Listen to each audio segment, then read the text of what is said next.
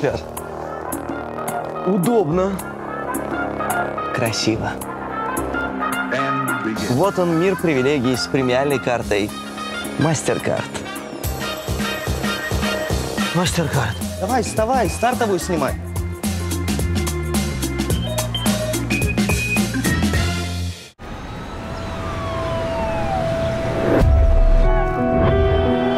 Посмотрите на нас.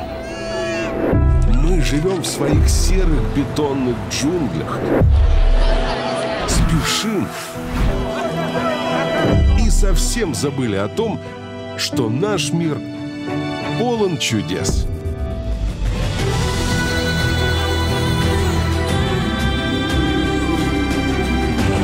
В новом сезоне «Орел и Решка» отправляется в экспедицию по самым захватывающим и красивым местам нашей планеты.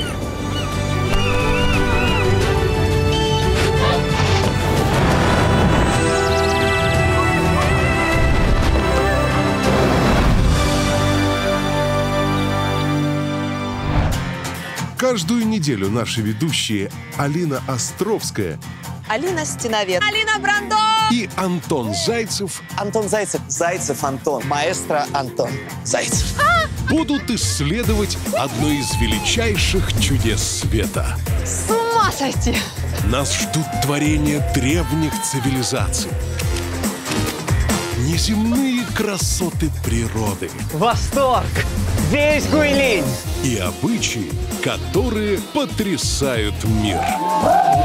Кто увидит чудо света как миллионер? Встречай новую хозяйку! А кто из окна палатки, как всегда, решат орел или решка?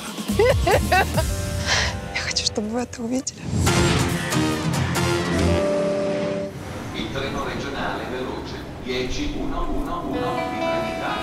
Это, кстати, вкусненькое. Мы дожили, орел и решка теперь на поездах катаются. Ой, да перестань ты! Всем привет! Это «Орел и Решка. Чудеса света». И мы, как и обещали, приехали в Италию смотреть на Доломитовые Альпы. И тут везде красиво. Вот там красиво, тут красиво, вот тут красиво. Теперь осталось подбросить красиво монетку. О, сеньора, орел. Антонио, зайчини прего, для меня брось красиво. Решка!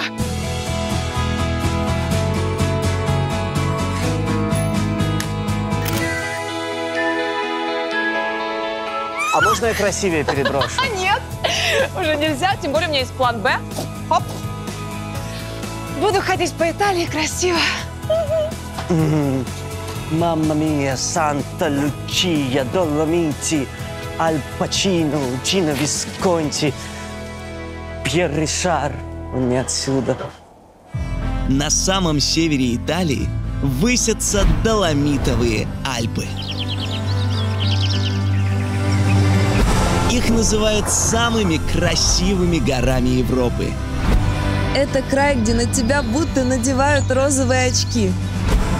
Куда ни глянешь, все кажется безупречным. Тут у подножия Белых гор самые чистые озера. На изумрудных лугах пасутся коровы, как из рекламы шоколада. И живут люди, которые будто сошли с картинки в книжке братьев Гримм. Ну чем не чудо света?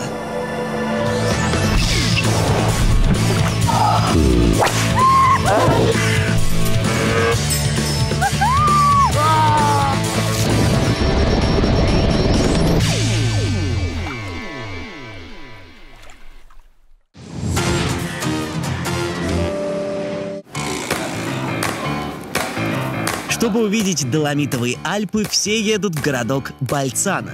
Добираются сюда на поездах либо из Венеции, либо из Милана. В Италии все за евро, которых у меня всего 90 на 2 дня. Это получается 45 евро в день, 2 евро в час. Деньги утекают с каждой минутой. Мамма мия! Сам в шоке. Вокзал находится в черте города, поэтому 5 минут пешком, и ты в центре Больцано.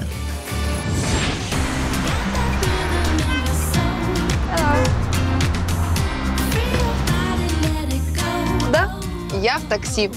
Дело в том, что мы приехали в самый разгар сезона.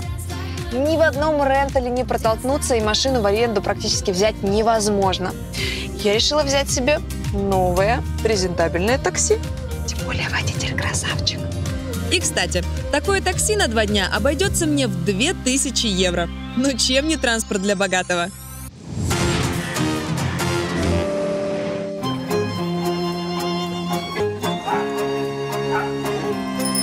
Больцано – маленький камерный альпийский городишко.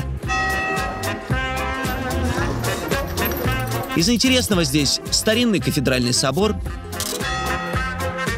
памятник немецкому поэту Вальтеру, узкие улочки, похожие на туннели, средневековые замки и аккуратные домики со старинными фресками. В Больцано не понимаешь, где ты находишься. То ли в Италии, то ли в Австрии. Люди здесь говорят и на итальянском, и на немецком. Надписи и вывески здесь и на итальянском, и на немецком. И даже город называют по-разному. На итальянский манер Больцано, а на немецкий Боцен. Все потому, что до Первой мировой войны этот регион принадлежал австрийцам, а потом перешел итальянцам. И теперь и те, и другие мирно уживаются вместе.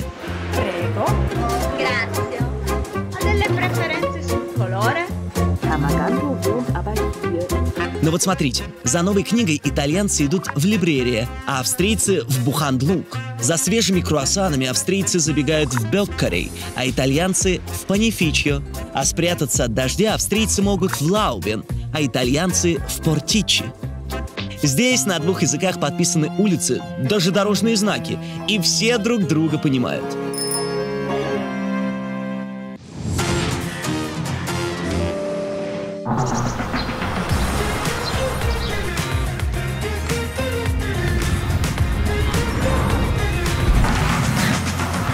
Доломитовые Альпы – самый дорогой и сытый регион Италии.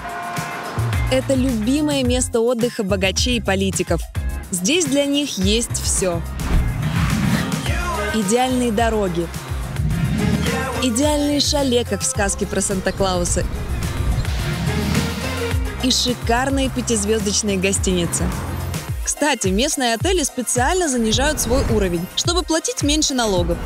Так что знайте, если поселились в гостинице с 4 звездами, то точно получите все 5. И вся эта красота на фоне идеальных гор. Места тут такие сказочные. Напоминают рекламу альпийского шоколада. Please stop here. Класс! Люди, как это красиво! Это вообще законно?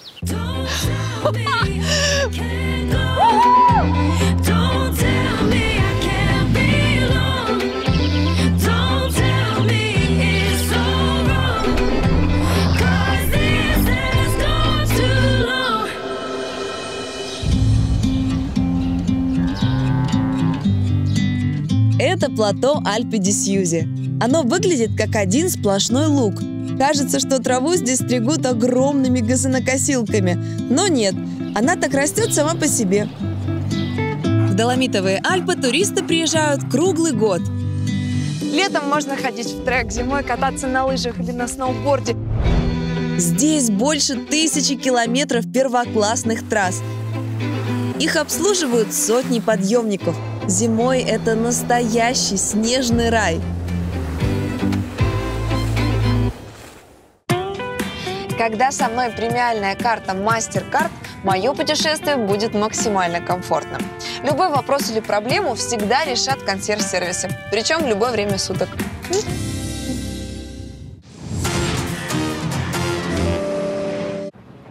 Чем Больцано еще необычен?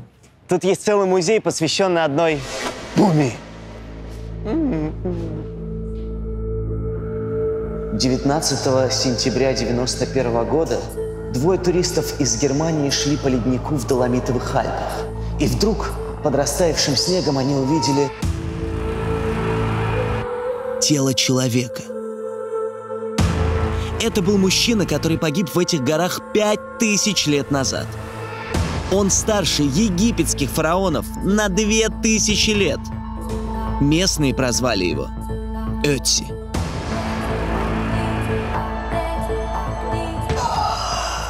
«Это мумия! самая настоящая мумия, которой 5000 лет. И выглядит она, если честно, жутковато. Тело Ötzi было вморожено в лед, поэтому настолько хорошо сохранилось, что ученым удалось даже восстановить его точный портрет.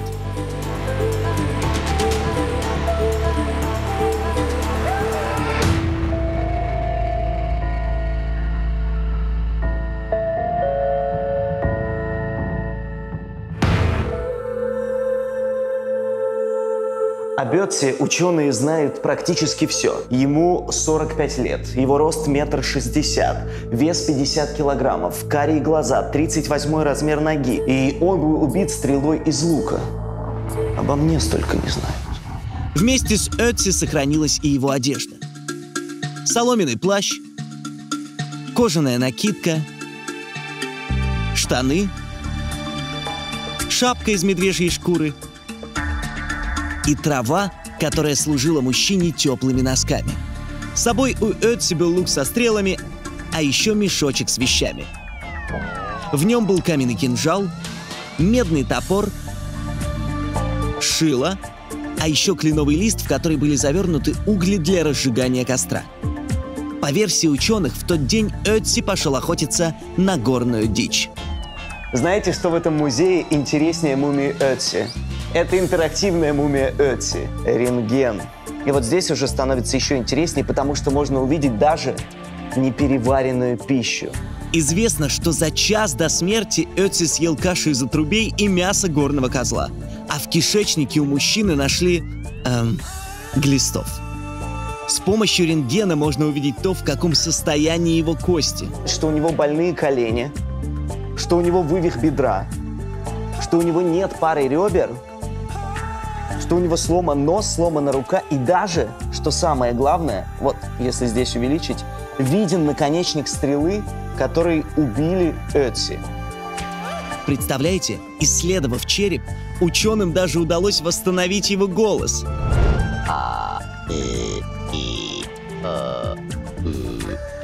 Вот смотрим мы друг другу в глаза, и я просто в шоке. В шоке от того, что благодаря этому музею можно увидеть прошлое и жизнь древнего человека. А во-вторых, это же до чего технологии дошли, что можно по кусочкам, по крупицам восстановить всю информацию о нем.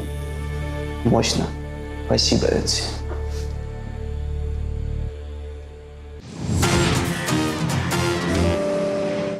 Конечно же, самое популярное развлечение Доломитовых Альп – это скалолазание и пешие прогулки. Но наш уикенд слишком коротенький, поэтому я беру себе экспресс-альпинизм. Привет! Я Алина, приятно познакомиться. Я готова лететь в облака. Полетели!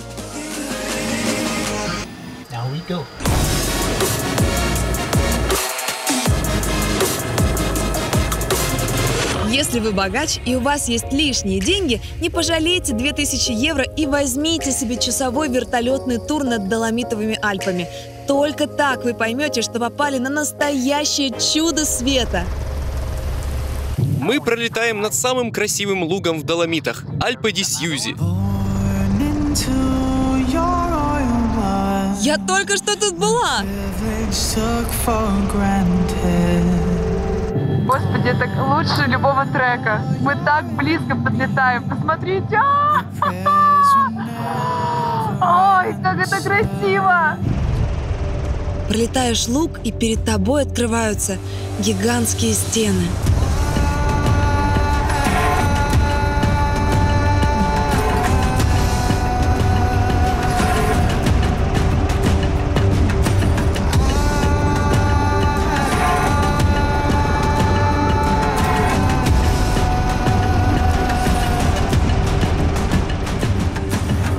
Они такие белые вблизи.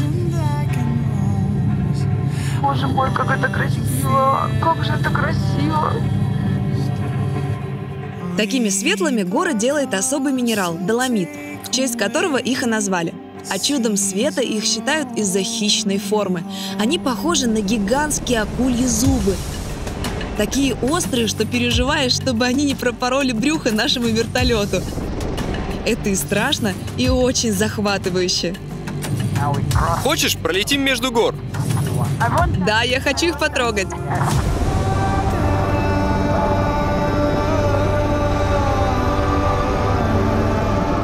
Боже, мы проходим сейчас прямо между гор, в зоне турбулентности. Мамочки мои! Боже! Я теперь понимаю выражение, что лучше гор могут быть только горы. Это очень красиво, ребята. Когда думаешь, что тебя после увиденного уже ничем не удивить, Габриэль, как волшебник, на своем голубом вертолете начал показывать мне самые красивые места в Доломитах. Эту гору называют 5 пальцев. Да! 1, 2, 3, 4, 5. Здесь гора, как пятерня. Они так рядом, так близко. Вот, пожалуйста, чудо света. Прямо перед нами. Это вершины Тречиме ди Лаваредо. Сейчас пролетаем над Трезубцем. Это визитная карточка Доломитов.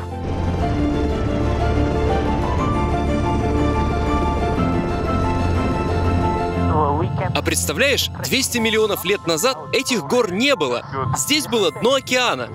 В горных породах до сих пор находят окаменелости рыб и кораллов. Ну а сейчас мы пролетаем над озером Брайес.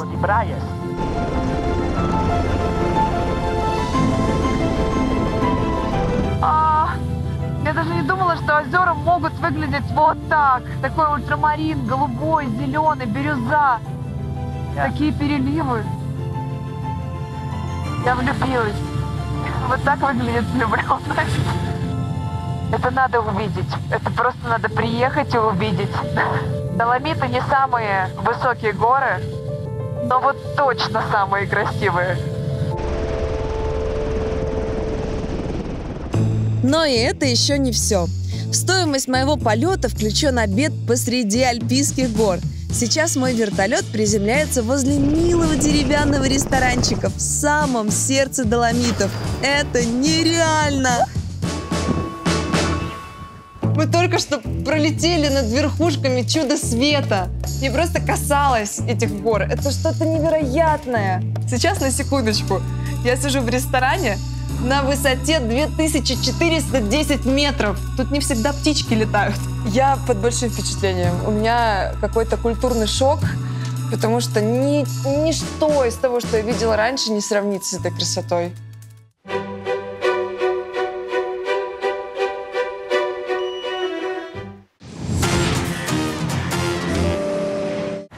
Перед тем, как уезжать из Бальцана, нужно обязательно заскочить в туристический центр. Hello. Добрый день. Можно мне мобильную карту на день? For one day. Да, 15 евро. Thanks. Смотрите, для бюджетного туриста это не просто карта.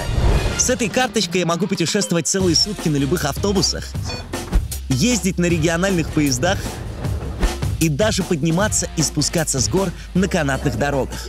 Это волшебная карта, и она моя.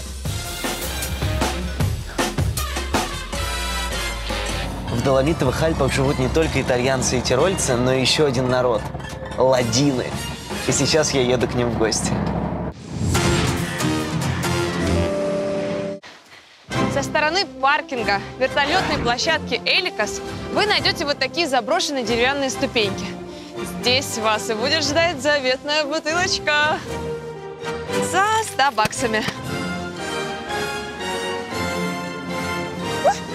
Удачи!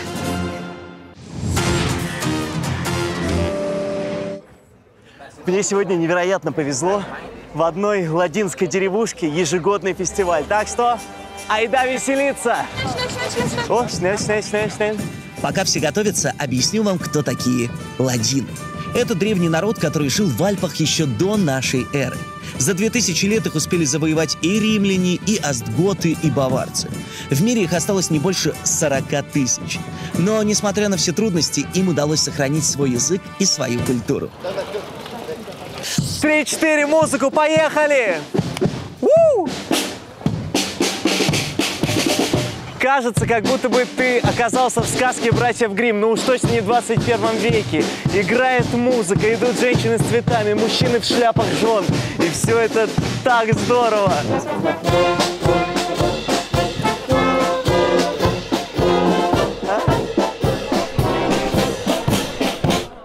В этой деревне по случаю окончания полевых работ отмечают древний языческий праздник – Феррагоста. Несколько сел собираются и надевают на себя традиционный ладинский наряд. Такой бразильский карнавал в миниатюре, карнавал для чопорных. Мужчины – яркие шляпы, пестрые жилеты, кожаные шорты на подтяжках, ледерхозены, белые гольфы и сказочные туфли с большой пряжкой. У женщин наряд еще сложнее. Главное украшение каждой – это тяжеленный серебряный пояс. Видите, у женщины кобура, где традиционно находятся нож и вилка. Это их символ. Сейчас приборы носят для красоты, как дань традиции. А раньше это были предметы необходимости. В бедные времена посуды на всех не хватало, поэтому в гости всегда ходили со своими вилочкой и ножом. По поясу можно даже узнать количество человек в семье. Видите, сколько тарелочек, столько и ртов нужно накормить. Женщины в почтенном возрасте ходят вот в таких скромных черных костюмах. За ними ради веселья идут платформы с ряжеными. Вот ведьмы и кикиморы из ладинских мифов. Можно я с вами?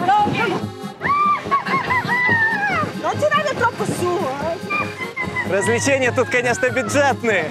Римский легионер только что победил дракона. А вот древние жители Альп. Правда, чем-то похожи на Ötzi. Кульминация парада – платформа, на которой наливают традиционный итальянский алкогольный напиток – граппу. О, конечно. На здравие, грация. Вот теперь праздник набирает обороты. За Италию, за ладинов.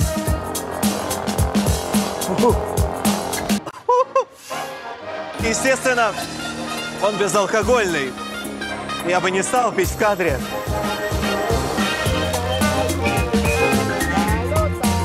До Больцано подвезите.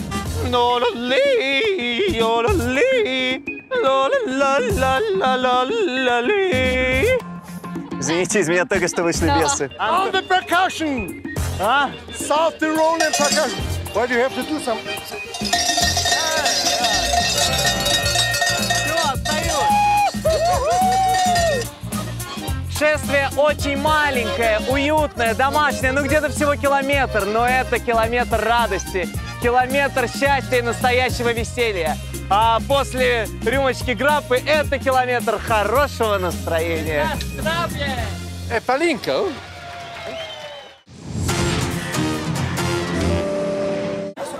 Мария!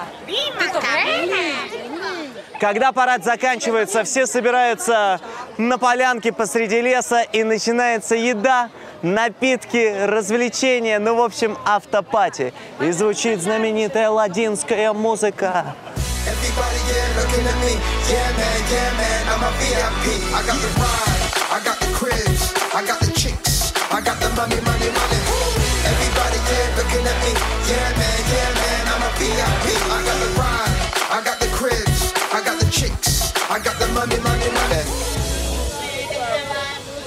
Я остался один. Такие посиделки – это уникальная возможность попробовать традиционные ладинские блюда. Я эту возможность не упущу. Набрал, как говорится, на зубок. Мне посоветовали начать с первого блюда ладинской кухни. Называется тутрес. Вообще похоже на такой круглый добрый чебурек. Слушайте, а это и есть чебурек. Это итальянский чебурек со шпинатом. Похоже, что там еще есть какой-то кисловатый сыр. Класс. Веганский чебурек. Коровка может спать спокойно. Основное блюдо – поленты и грибочки. Вообще, поленту называют хлебом Доломитовых Альп. Она тут нереально популярна. Сейчас попробуем. Слушайте, полента – настоящая кукурузная каша. Очень плотная, соленая, жирная. Слушайте, грибы тоже очень жирненькие, солоноватые. Вообще ладинцев уж точно не назовешь обжорами. Раньше регион тут был очень бедный, и люди постоянно голодали. Поэтому и пища у них такая простая, грубая. В основном блюда из ржаной муки, ну и то, что найдешь в лесу. Там коренья, ягоды, растения, вон, грибы. Здесь даже в самых дорогих ресторанах подают простые крестьянские блюда. Это традиционный суп с кнедликами. Кнедли – съедобный символ Тироля. И появились они не от богатой жизни. Их готовили из остатков еды, чертового хлеба и вчерашней картошки. Сейчас блюда тирольской кухни красиво оформляют и подают в дорогих ресторанах именитые шеф-повара. Ну и, наконец, сладенькое. Блюдо «Прощай, Италия, здравствуй, жирок», ну или здесь ее называют фуртаес. По традиции, это блюдо готовят на сватовство, как признак целомудрия невесты. Тесто из муки, молока и яиц выдавливается, как из тюбика зубной пасты, прямо в кипящее масло и принимает вот такую змеиную форму. Потом туда добавляют сахарной пудры и сверху шмякают варенье или джема. И все, твой толстый итальянский ребенок счастлив. И я счастлив.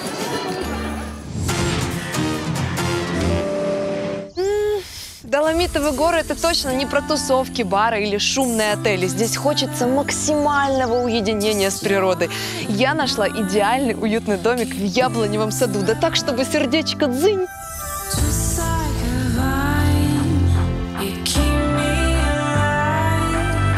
Mirror House.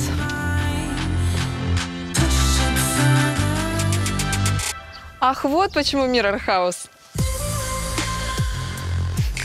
Алина в зазеркалье.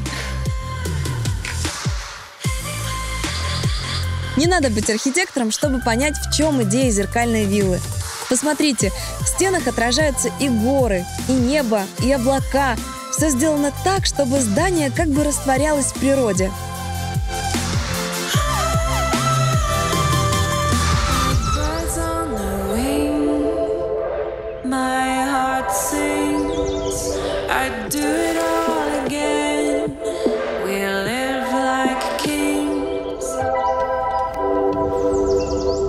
Вау! С другой стороны виллы окна на всю стену. Еще немного раскосые, будто смотришь на горы через большой открытый глаз. Прям куда-нибудь глянь, горы. Прям дышится, если честно. О, традиционное падение в кровать. О, класс! Тут открывается потолок. О, класс! Ой, круто как! Очень красиво, уютно. Как будто приехал к бабушке, которая очень любит хай-тек. А если кому-то не хочется, чтобы на него пялился пробегающий мимо заяц, вуаля!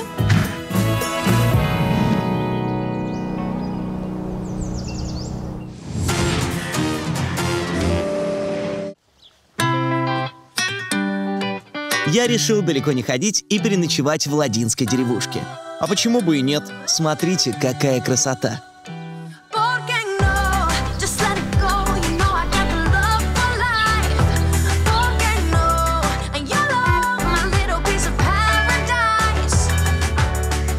Вот так выглядит коммуна ладинов. В долине, между высокими горами, низенькие домики, а в самом центре церквушка.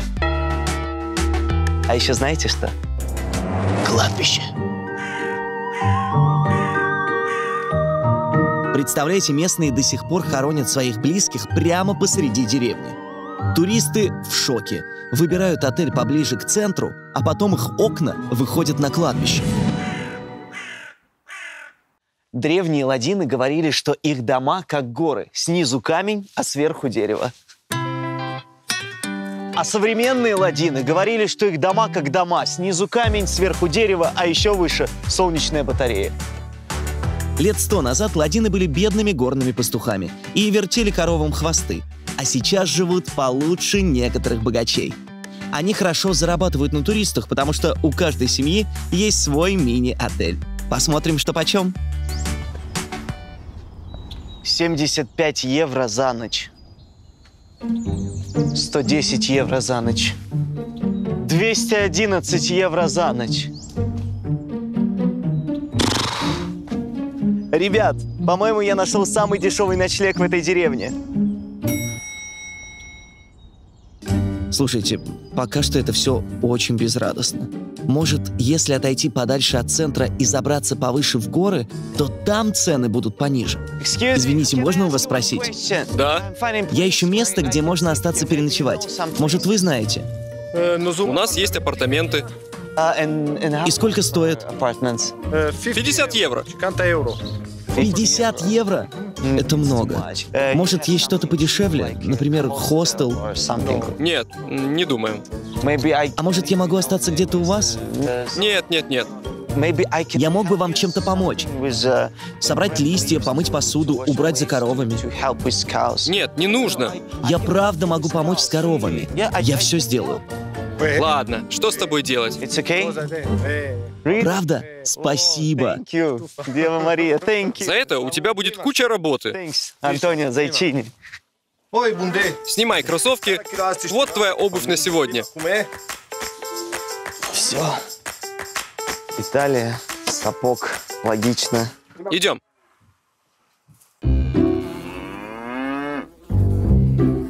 Я к вам лицом. А почему мы решили зайти не с лица?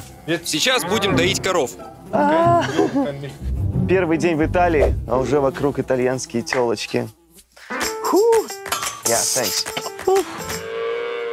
Я, если честно, думал, что тут по старинке нужно будет доить руками, а у них вон все автоматизировано.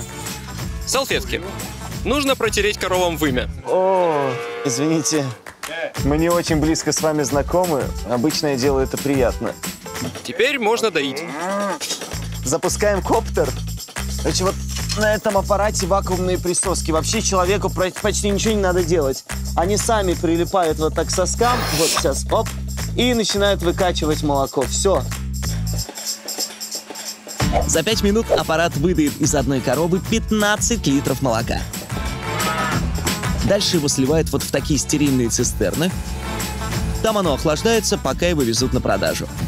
Молоко из Доломитовых Альп самое дорогое в Италии.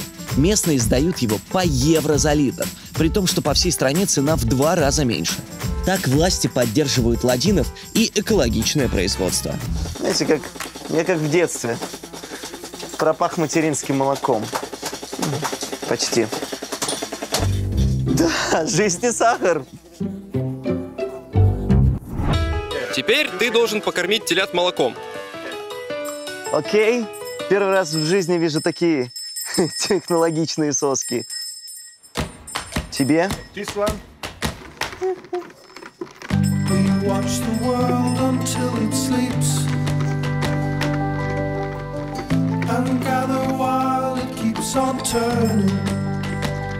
Это очень мило.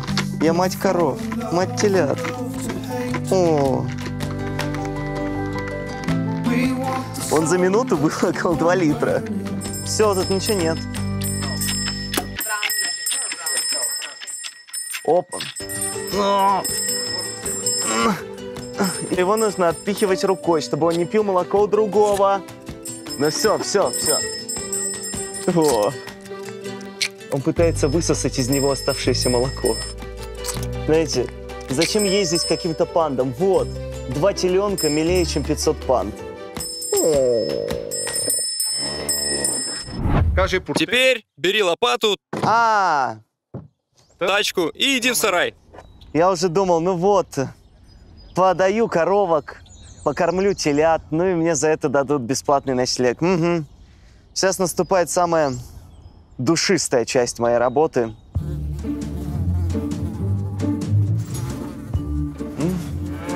Меня уже облепили мухи.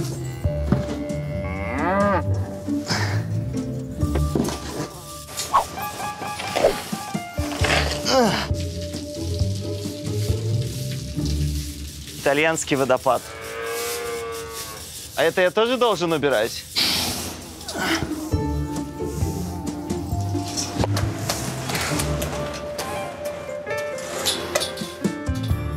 То и дело, то одна, то другая подкинет еще работы. Следующая пошла. Пашка, ты под огнем. Все, повезли. А вот сейчас мне нужно пройти по какашечному ущелью. И если оступился, упадешь прямо туда. Все. Комментарии в интернете прочитал, удалил. Я все сделал. Молодец! Ну что, пойдем я покажу тебе твое спальное место?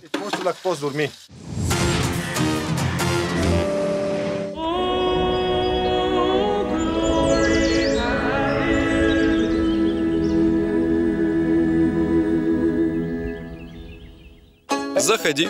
Вы счастливчик, у вас есть свежая одежда. У тебя тоже ничего. Знакомься, это мой папа. Он покажет тебе, где ты будешь спать. Здравствуйте. Проходи. У нас тут семейный ресторанчик. Но осталась старая печка. Можешь переночевать на ней. Грация. Обалдеть. Прикиньте, у меня как в сказке. Кровать на печи. Я Емеля. Раньше в ладинских домах из отопления была только печка. Ну и, естественно, люди ночевали в самом теплом месте в доме, над этой печкой. Собственно, как и у нас. Видите вот эти верхние квадраты? Раньше их просто убирали, и воздух от печи шел наверх, тем самым прогревая все верхние этажи. Мудро. Я понял, что мне это напоминает. Верхнюю полку в поезде в плацкартном вагоне. Очень маленькая койка, а ноги выпирают в проход. А я вообще в костюме дембеля. Главное, что вон опять коровы рядом. Оп, все. Я на 33 года на печь.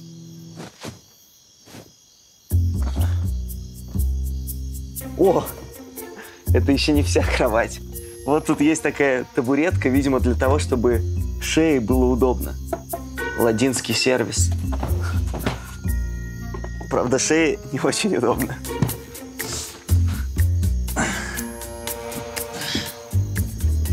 Спокойной ночи. Спокойной ночи. Спокойной ночи.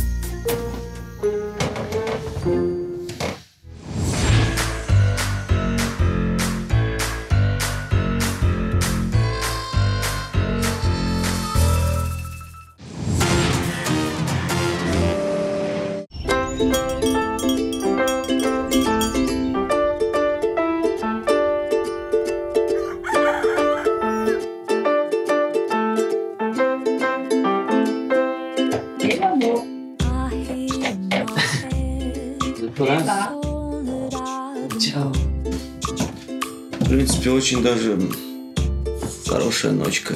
Единственное, что кровать скрипела всю ночь. А зачем они спят на этих табуретках, я до сих пор не могу понять. Чувствую, что у меня целый день будет болеть шея.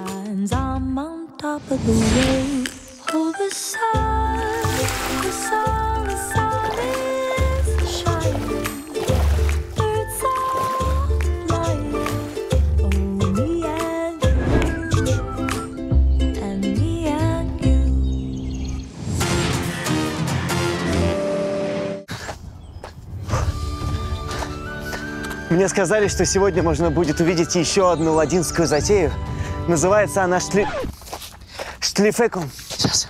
Штлифекун ля шкурьяда. Челюсть сломала б слово. В общем, мастерство управления кнутом. Звучит круто.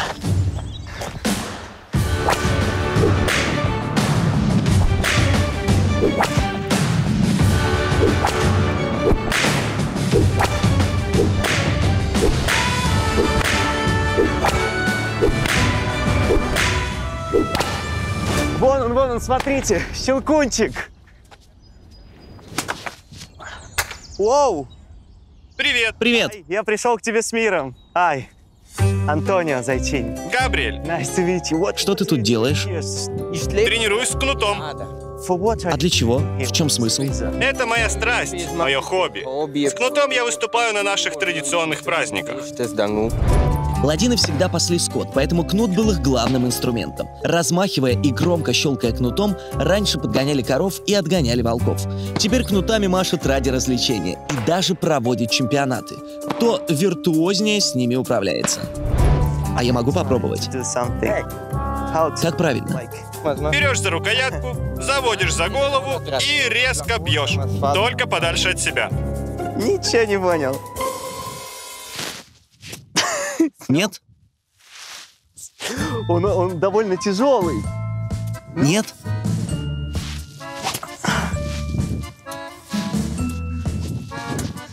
Больше это похоже не на искусство, а то, что я наказываю траву. Сейчас. Тут должен быть больше захлёст. Сейчас. О, уже звук. Оба.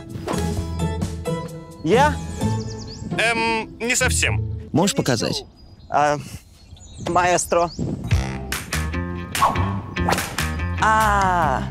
Захлёст обратную сторону.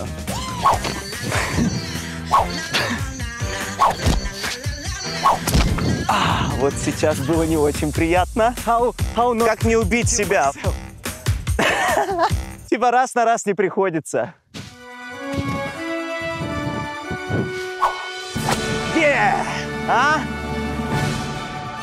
Сейчас надо закрепить успех. Я царь Доломитовых Альп! Это реально очень тяжело. Где-то больше десятка ударов по себе, 1 коровья лепешка, где-то 5 щелчков, и я освоил эту профессию. Take a chance. Live your life for just one night. No looking back. 'Cause tonight will make you right. And I can't tell you, you have to see. Вот так выглядит идеальное утро в Доломитовых Альпах. Обязательное условие – кристально чистое озеро Брайас и горы. Тут так красиво! И зарядка утречком. Озеро Брайас – самое красивое озеро Доломитовых Альп. Как будто частичку Тихого океана перенесли высоко в горы.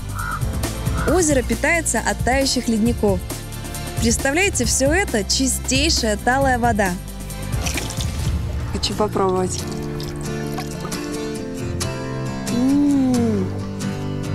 Ребята, это правда очень вкусно. Я не знаю, можно ли пить из этого озера воду. Но вкусно, она даже сладковатая. Почему у меня нет пустой бутылочки? Я подобрала с собой. Вот без шуток.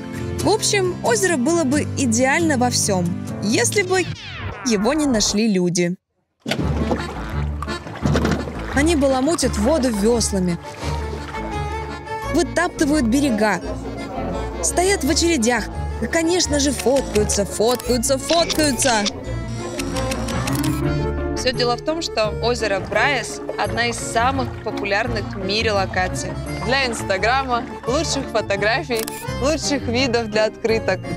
Поэтому здесь уже рано утром собираются фотографы, блогеры, туристы, путешественники.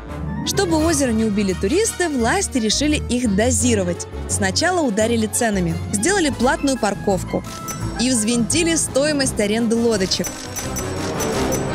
Ограничили часы посещения для людей и въезда машин. Запретили летать квадрокоптерами.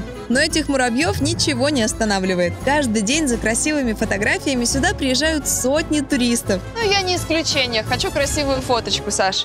Озеро Брайас 2019.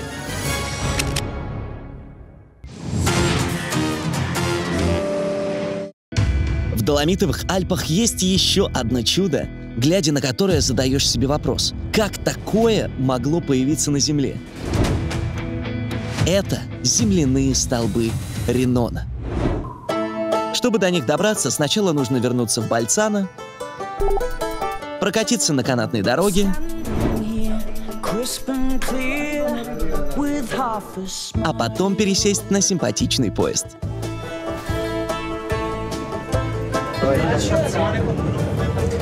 Знаете, меня 2 дня не покидает ощущение, что горы закрыли это место от всего плохого, что есть в мире.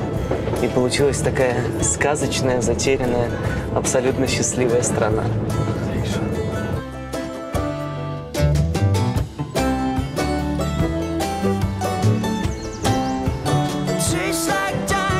Вон, их уже видно, смотрите, вон они. Ребята, вот оно самое загадочное чудо в Доломитах. Земляные столбы Ренона. 150 штуковин из глины. Они похожи то ли на сосульки, то ли на огроменные грибы. А еще, видите, у них на самой-самой верхушке большущие валуны. Как они там держатся? Так хочется рассмотреть их поближе, включая режим суперзрения.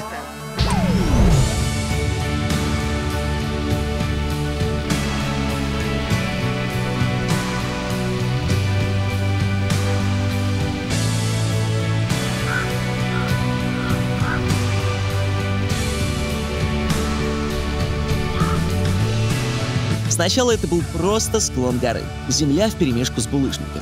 Склон размывали дожди, камни обнажались. Неразмытой оставалась только та земля, которая находилась под камнями, как под зонтиком. В итоге получились огромные глиняные столбы. Такое вот чудо природы.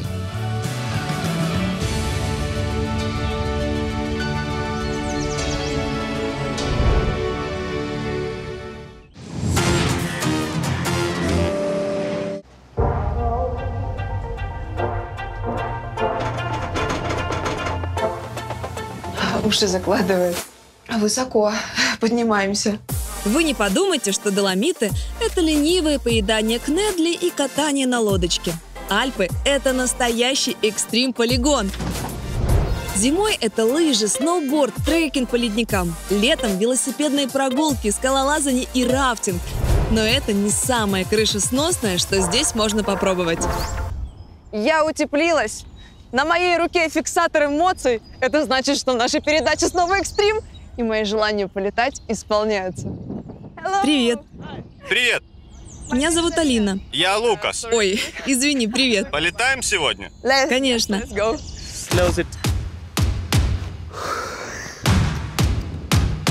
Все хорошо.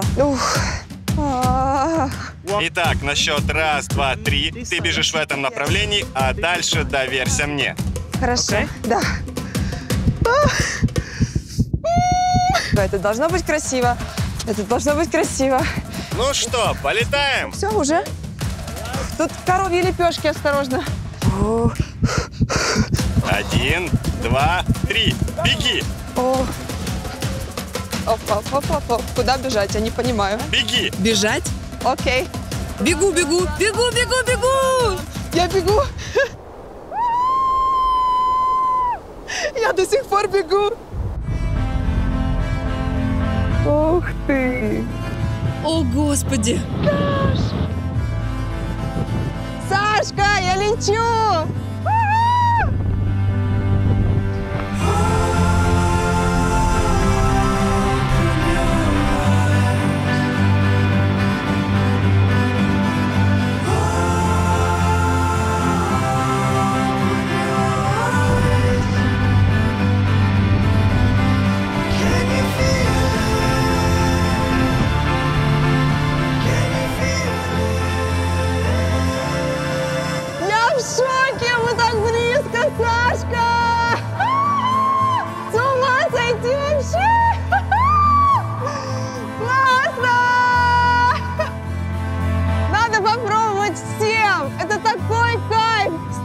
Зелени, Господи, как красиво! И высота, мне кажется, запредельная. Параплан – это лучший способ посмотреть Доломитовые Альпы. Ты на полчаса становишься птицей и паришь в небесах! Если хочешь, могу добавить немного адреналина. Хорошо. Если будет страшно, кричи. Ты готова? Да. О май гаш.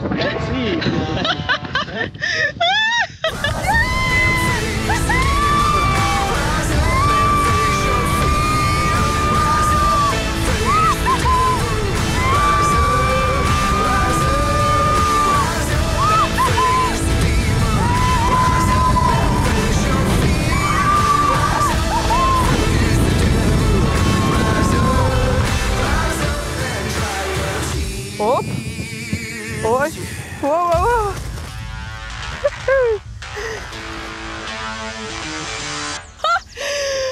Остановка! Ребят, если вам предлагают такое в небе, соглашайтесь. Он делал такие виражи восьмерками. Горы, конечно, красивые, но сейчас адреналиновый коктейль у меня в крови.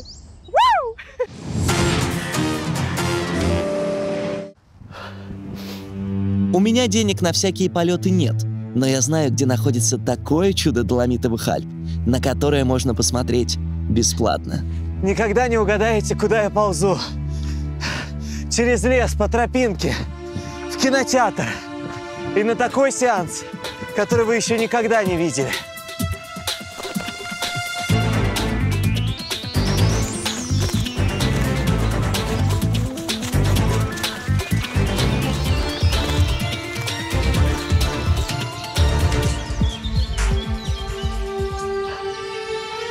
Обалдеть! Ну вот он, мой кинотеатр. Судя по количеству зрителей, или я один не видел, или кино сильно артхаусное. Извините, пропустите, пожалуйста.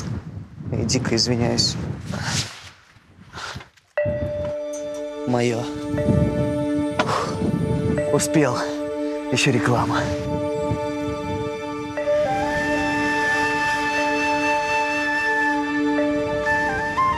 Это место называется Кнотен Кино, природный кинотеатр. Здесь нет экрана, но вместо него вот это. И это самое лучшее кино, которое я когда-либо видел.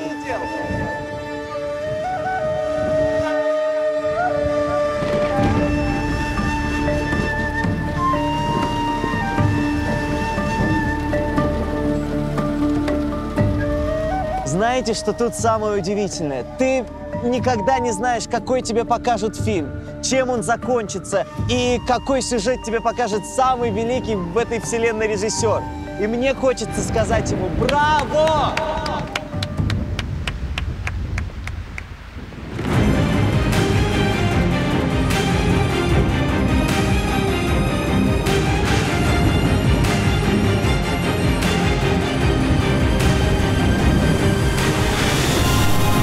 Ребята, ну это жесть. Я думал, это документалка о природе, а это просто фильм-катастрофа. Сорян, я погнал. Сами досмотрите, потом расскажете, чем закончилось.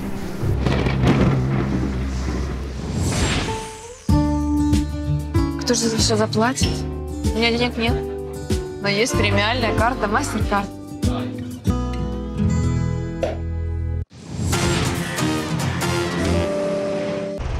Знаете, в чем чудо Доломитовых Альп? Оно не только в красоте этих гор и лугов. Чудо — это баланс, в котором тут находятся человек и природа. Я мать коров, мать телят. Чудо — это то, что в невероятно красивом краю живут богатые, счастливые люди. Я пришел к тебе с миром, Ай. Все, что видишь вокруг, вселяет надежду. Надежду на то, что когда-нибудь весь мир, все страны и города смогут жить в такой идеальной гармонии. Как это красиво! И пусть это розовые очки, нам не хочется их снимать. Абсолютно счастливая страна. Это вообще законно? Запускаем коптер. Хочу попробовать. Я царь Доломитовых Альп! Тут коровьи лепешки, осторожно. Извините, из меня только что вышли бесы.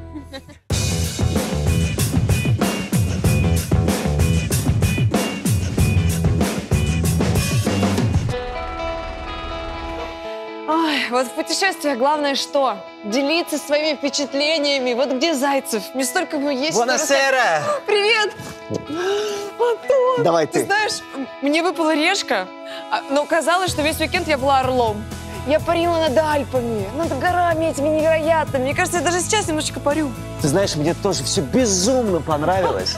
Но 3 раза с рюкзаком, ну хватит, все, баста. Вот в следующий раз я отыграюсь. Кстати, какое следующее чудо света? Мы поедем во Францию. Потрясающие замки Луары. Я так хочу уже. Даже звучит красиво. Да.